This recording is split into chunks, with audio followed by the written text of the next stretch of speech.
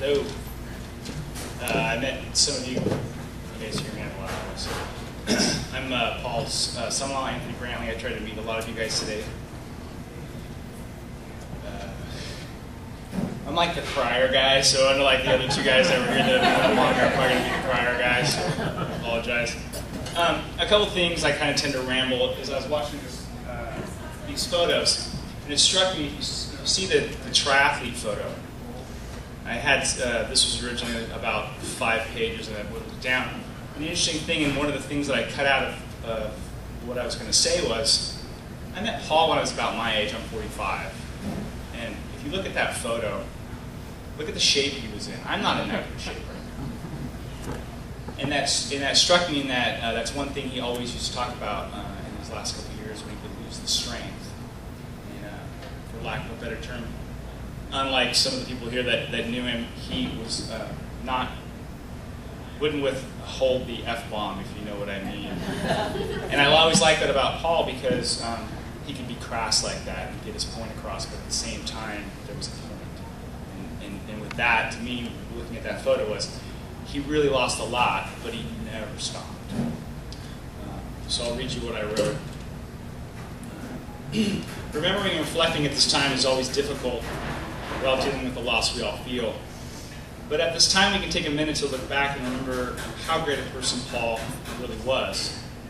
Just the amount of people here today shows me, and it's been touched upon, just how many people he touched upon. He was great not only in that he was a husband,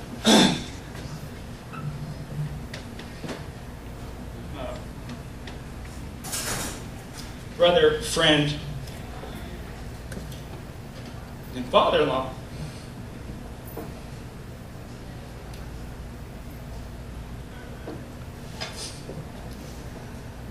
But what do you accomplish in life?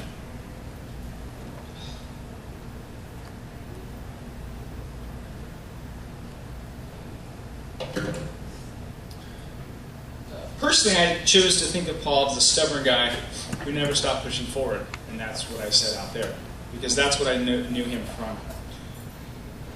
Paul's stubbornness helped him through many adventures in his life and many trials. Most people nowadays who begin to show the symptoms or have a serious medical condition usually will stop what they're doing, take time off from work, or even if they're bike riding across the United States, go right home. He did not.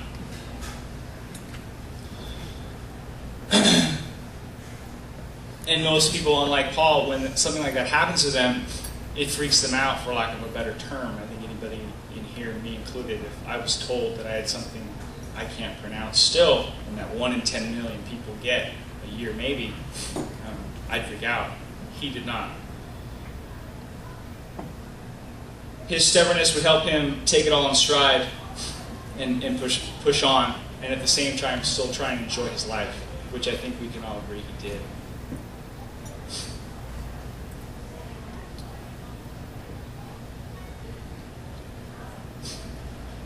I think that is the trait that I will admire the most in Paul, about Paul, and I think it's because I kind of had that trait too. If you ask my mother who's here today, she attests to that. But that is something that I always liked with Paul, and that connection that we had, among other things. I know because of this,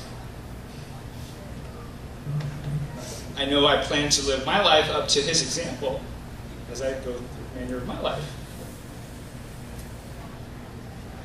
So I cut a whole lot of stuff out, and I went to something that I just titled Fun Facts About Paul.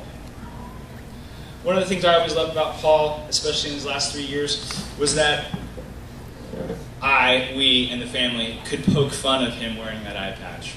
And the beauty of it was that we did it out of love, and to let him know that we didn't care and it wasn't a big deal. And I know many people cannot take that kind of joking, and we do that a lot in our family. We do that because we love you, or love that person. Paul always took it with a laugh, and that was awesome.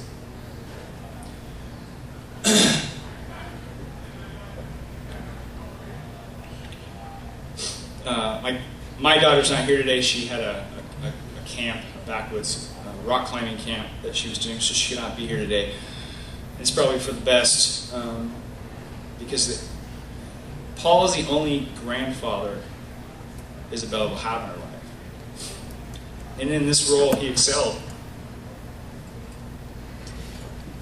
We all know that the job of a grandparent is to love and to spoil your grandchildren, which he did. But he also did it in a way that matters the most to me, and I know to my daughter, and I think to anybody else, is that he spent time with her.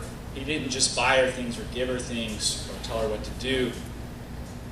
He got down on her level. And at the same time, in the past year or less, he also showed her, and she knew him very well, and that you never give up on life, or you let life be interrupted by the bad things that occur to you. And this is something that actually he and I had talked about, but also my daughter and I have talked about. And I think she was grateful for that, even though she had to lose him. My fondest memory with this is a photo I meant to bring today, and I forgot it among other things, is that if you've seen this picture, it is Paul and Isabella on a trip that I was not on, where the both of them are dancing barefoot in a $1 million cabin on the coast on a marble kitchen. Marble kitchen. Basically, it's in a house you would never do this on. And a grown man doing it with a, what was she, 8 years old? It's pretty incredible. And you can tell by looking at the photo that they're having the time of their life together. It's one of it's the moment, the grandfather-granddaughter moment. And I can look at that photo and know I missed out. But when you look at that photo, everybody here knows that that was something special for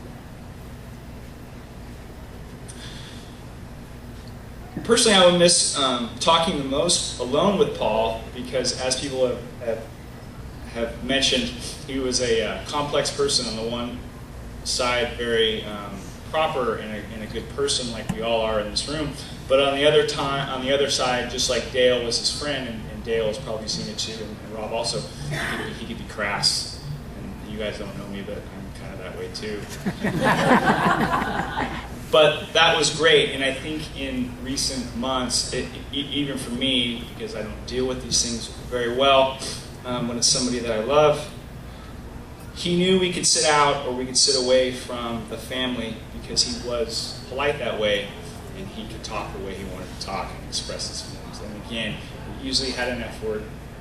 He was also very pissed off. He was pissed off at myasthenia gravis. He was pissed off at the other issues he was dealing with, the infections and things like that. But at the same time, he never stopped talking about the next thing.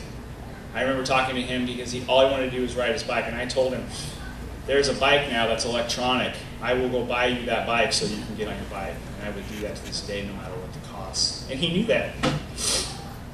But at the same time, he could get mad being pissed off that he'd have to ride that bike. And I love that.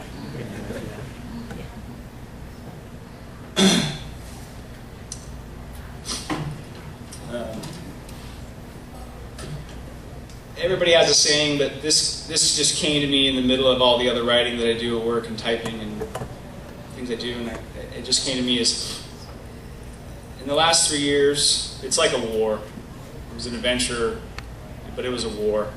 And so forget not that he lost the war, for this is a war that we all have to lose one day. Instead, think of all the battles and adventures that you had with him or he had on himself that you know about, and the experiences that you had by his side, and know that you're better for it. I will miss Paul.